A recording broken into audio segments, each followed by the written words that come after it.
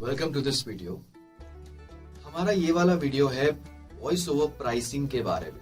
आपको क्या price quote करना चाहिए कैटेगरी के हिसाब से, और देखा जाए अलग अलग कैटेगरीज के हिसाब से आप कितना अमाउंट अर्न कर सकते हैं।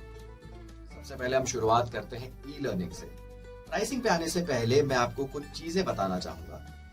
सबसे पहले अगर यहाँ पे हम आउटपुट की बात करते हैं, वो आउटपुट 10 मिनट का हो सकता है, 15 मिनट का हो सकता है, आधे घंटे का, 1 घंटे का। तो जो प्राइसिंग होती है जिसको आप कोट करते हो, तो यहाँ पे आउटपुट का मतलब हो गया फाइनल आउटपुट। ये रॉ आउटपुट नहीं है। अगर हो सकता है आपको 1 घंटे का आउटपुट देना है और उस 1 घंटे को रिकॉर्ड करने में आपके 2 घंटे 3 घंटे लग गए एडिटिंग वगैरह करने में, यहाँ पे काउंट होता है 1 घंटा फाइनल आउटपुट। ये आपको क्लियर हो गया, ठीक है। इसके अलावा हम बात करते हैं 1 मिनट की। 1 मिनट में काउंट कितने वर्ड्स करे जाते हैं। अगर हम इंटरनेशनल लेवल की बात करें, ग्लोबली, तो 1 मिनट में 150 वर्ड्स काउंट करे जाते हैं। अगर हम अमेरिकन एक्सेंट की बात करते हैं, अमेरिकन हो गया, यूरोपियन कंट्रीज हो गया। इंडिया में 1 मिनट में 120 वर्ड्स काउंट किए जाते हैं। मतलब जो हमारे नॉर्मल बोलने की स्पीड होती है उसकी मैं बात कर रहा हूँ। अब जैसे अगर आपको स्क्रिप्ट मिली 70 to 100 वर्ड्स की, मतलब उसका आउटपुट कितना हुआ, 1 घंटा। तो यहाँ पे वर्ड्स के हिसाब से ड्यूरेशन काउंट होती है। अगर 70 to 100 वर्ड्स है मतलब वो 1 घंटे का आउटपुट है। ज्यादातर इंडिया में जो एजेंसीज होती है वो ज्यादातर 1 मिनट में 120 वर्ड्स काउंट करती है। अब प्राइसिंग क्या होनी चाहिए। ई लर्निंग में जो आपके पास प्रोजेक्ट्स आते हैं वो या तो 5 मिनट के अंदर हो सकते हैं, up to 5 minutes, 10 minutes, 15 minutes, 30 minutes, 45 minutes या 60 मिनट्स या उससे भी ज्यादा का। तो यहाँ पे आपको उस हिसाब से अपना रेट डिफाइन करना होगा। अगर आपको पर प्रोजेक्ट एट अ टाइम, अगर सपोज 15 मिनट्स का काम है या पर प्रोजेक्ट आपको 1 घंटे का काम है, 1 आवर का, तो आपका क्या प्राइस होना चाहिए। आइडियली देखा जाए अगर हम 1 घंटे की बात करते हैं तो कम से कम डिसेंट अमाउंट होना चाहिए। अगर शुरुआत करने के लिए कम से कम 6 to 7,000 आपको इतना चार्ज करना चाहिए 1 घंटे के हिसाब से। और उसी हिसाब से आप अपना अलग अलग सेगमेंट्स का up to 15 minutes, up to 30 minutes, up to 45 minutes, up to 60 minutes आप अपना एक प्राइस कह सकते हैं, प्राइसिंग अपनी डिसाइड कर सकते हैं, ठीक है। एक और चीज, ये जो प्राइसिंग है ये परमानेंट नहीं है। आपको समझना होगा, कोई भी कैटेगरी हो, कोई भी जॉनरा हो, जैसे टाइम के साथ आपकी स्किल्स इंप्रूव होती है, पॉलिश होती है, तो आपकी प्राइसिंग भी यहाँ पे बढ़नी चाहिए, ठीक है। आपको ये समझना पड़ेगा ये एक बिजनेस की तरह है, आप सर्विस प्रोवाइडर हो। एग्जाम्पल के तौर पे अगर आप नौकरी कर रहे हैं, कहीं पे जॉब कर रहे हैं, तो हर साल के बाद आपके परफॉर्मेंस के आधार पर आप इंक्रीमेंट एक्सपेक्ट करते हो या नहीं करते हो। बिल्कुल करते हो। अगर हम आर्ट की बात करते हैं, जैसे एक्टिंग हो गई, बॉलीवुड एक्टर्स या सिंगर्स, क्या वो जब उन्होंने डेब्यू किया और उनके डेब्यू करने के बाद काफी साल हो गए, 5 साल हो गए, 10 साल हो गए, क्या वो उसी रेट पे काम करते हैं? नहीं करते। तो यहाँ पे आपका भी हर साल कुछ परसेंटेज इंक्रीज होना चाहिए। अब हम दोबारा बात करते हैं ई लर्निंग की। शुरुआत करने के लिए मिनिमम रेट मैंने आपको बताया था 1 आवर 6 to 7,000। अगर मैं मिनिमम की बात करूं, कम से कम 5,000। 60 मिनट्स का 5,000 हो गया, 45 मिनट्स का है आप 4,500 चार्ज कर सकते हो, 30 मिनट्स का हो गया 3,000। ये मिनिमम रेट बता रहा हूं आपको मैं, जो आपका हर साल कुछ परसेंटेज इंक्रीज होना चाहिए। थोड़ा बहुत अगर नेगोशिएशन हो सकता है हल्का, जैसे अगर बल्क में काम है तो 5,000 का 4,500 कर सकते हो, 500 रुपए कम कर सकते हो। लेकिन ये कोई लॉजिक नहीं होता कि आप 1 घंटे में 1,500 रुपए में काम कर रहे हो या 2,000 रुपए में काम कर रहे हो। ये तो फिर बहुत ही, ये तो ना के बराबर प्राइसिंग है। आपको अपनी एक मिनिमम रेंज रखनी है कि इससे नीचे नहीं जाना। या फिर कभी कभी ऐसा होता है, ई लर्निंग का काम आ गया या कोई नरेशन का काम आ गया, फर्स्ट टाइम आपको लगता है एजेंसी जो है वो काफी आपको काम देने वाली है, तो फर्स्ट टाइम आप एक डिस्काउंट दे सकते हैं। अगर आप कम चार्ज कर रहे हैं तो उसको आप एक डिस्काउंट का एक लॉजिक दे सकते हैं कि हमने आपको डिस्काउंट दिया पहली बारी, आप उनको अपना क्वालिटी वर्क प्रोवाइड करिए कि वो आपके पास वापस आए। तो पहली बारी में कुछ कॉम्पनसेशन डिस्काउंट हो सकता है, लेकिन एक लेवल के नीचे नहीं जाना, क्योंकि आपकी जो प्राइसिंग है वो आपकी स्किल के हिसाब से है, क्लाइंट के बजट के हिसाब से नहीं है। अब अगर हम बाकी कैटेगरीज में आते हैं, एक्सप्लेनर वीडियोस। एक्सप्लेनर वीडियो में देखा जा सकता है कि ये ज्यादातर 1, 2 मिनट, 3 मिनट के होते हैं, तो पर मिनट कम से कम 2,000। आप कोड बेशक ज्यादा करिए, 3000 पर मिनट, 4000 पर मिनट, बट मिनिमम अगर सेटल होना हो 2000, 1500, इससे कम में नहीं जाना। तो अगर 2 मिनट का एक वीडियो हो गया, तो अगर आप 2000 चार्ज करते हैं तो 4000 या फिर 2500 चार्ज करते हैं तो 5000 का आपका वही प्रोजेक्ट हो गया। ठीक है, तो यहाँ पे आप थोड़ा कैलकुलेट करना शुरू करिए कि एक महीने में सपोज आपको 3 घंटे का काम आ गया ई लर्निंग का, 3-4 एक्सप्लेनर वीडियो का काम आ गया, तो आप यहाँ पे प्राइसिंग इस हिसाब से आप देखिए कि आप कितना अर्न कर सकते हैं अमाउंट। ठीक है, ये मैं इंडियन रेट्स के हिसाब से बता रहा हूँ आप। अब हम आते हैं कमर्शियल्स पे, टीवी कमर्शियल हो गए, रेडियो कमर्शियल हो गए। अब ये क्या होते हैं, इनकी ड्यूरेशन बहुत कम होती है, 5 सेकंड्स, 10 सेकंड्स, 30 सेकंड्स।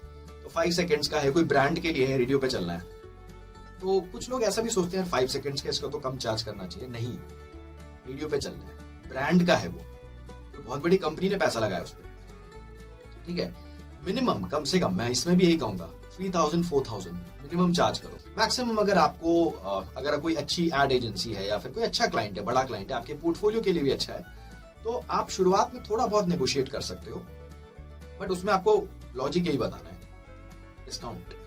क्योंकि पहली बार था तो डिस्काउंट दे दिया, उस टाइम आपको क्या करना है, अपना क्वालिटी वर्क दिखाना है आपको। आपका क्वालिटी वर्क जब उनके सामने आएगा, आपको वो प्रेफर जरूर करेंगे, और वक्त के साथ आपको अपनी प्राइसिंग बढ़ानी है। ठीक है, तो 5 सेकंड्स, 10 सेकंड्स, 30 सेकंड्स, 1 मिनट, जो भी आपके पास कमर्शियल्स आते हैं, तो आप उस हिसाब से 3000, 5000, 6000 इस तरह से बढ़ा सकते हो, और ज्यादा से ज्यादा कोट करो आप।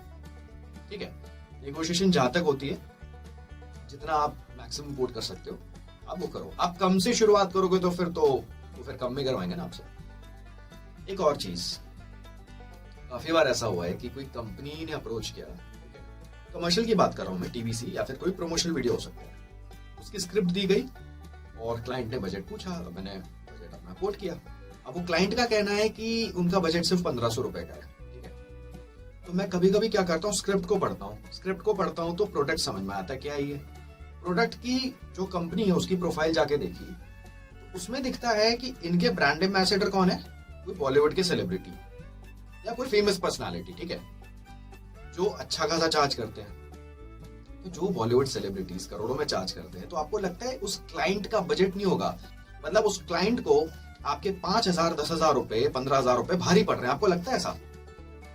बिल्कुल भी नहीं ऐसा। क्लाइंट का बजट है, लेकिन ये बीच में जो एजेंसी बैठी हुई है, ये जो मीडिएटर बैठे हुए हैं बीच में, ये लगता है ज्यादा प्रॉफिट कमाना चाहते हैं। ठीक है, तो आपको वो समझना है, ज्यादा से ज्यादा कोट करो, और जैसा मैंने आपको कहा, आपके एक्सपीरियंस के साथ आपकी प्राइसिंग तो बढ़नी चाहिए।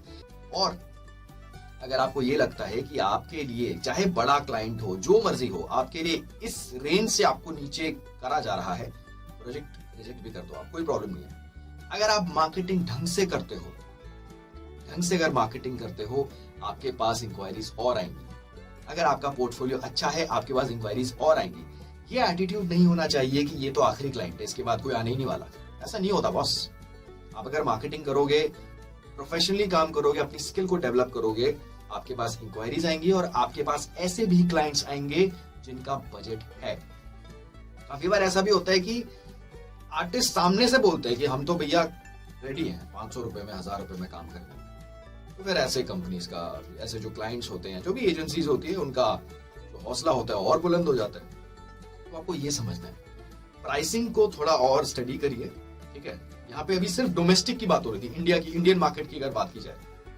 अगर आप इंटरनेशनल प्राइसिंग को समझना चाहते हो तो एक वेबसाइट है voices.com, उसमें उन्होंने एक पीडीएफ बना रखी है कि प्राइसिंग एग्जैक्टली आपकी क्या होनी चाहिए। तो वो तो डॉलर्स में दिया हुआ है पूरा, ऑब्वियसली इंटरनेशनल स्टैंडर्ड्स के हिसाब से, यूएस के क्लाइंट्स के हिसाब से। वहाँ पे broadcast, non broadcast, royalty, commercials, इनके हिसाब से पूरी प्राइसिंग दी गई है। तो प्राइसिंग एक बहुत इंपॉर्टेंट चीज है। अब पूरी तरह से मार्केट को स्टडी करिए।